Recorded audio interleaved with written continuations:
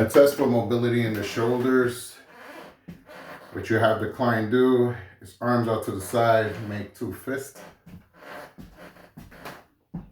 And what you want them to do is place one hand under their back as far up as they can. So one arm at a time. Then other arm goes behind their back, and you're checking to see how close their fists come together. Then perform the same thing on the other side. One hand under, as far back as they can. One hand over, as far back as they can. Trying to see how close their fists come together and come out the same way. Before doing that test, you want to make sure that they have some range of motion, and that it won't cause them pain. One way to check is you have the client place one hand on their shoulder passively like this. Doesn't have to be hard.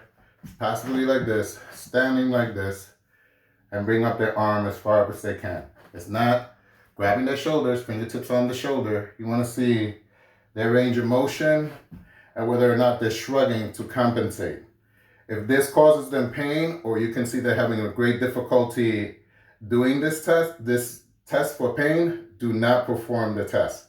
If they can do this without pain, then perform the test. Remember, so fist, one hand goes behind my back as far up as I can, one hand goes behind my head, and I'm not arching. I'm trying to stand as tall as possible, hit neutral, and see how close their fists come together. So poor would be that they cannot do it. They can't even get their arms behind their back.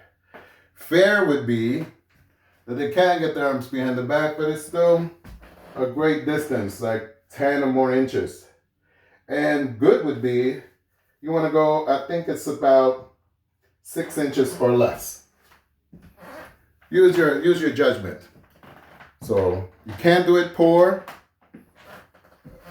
This far apart, about 10 inches apart, is considered fair. And under like 6 inches is considered good.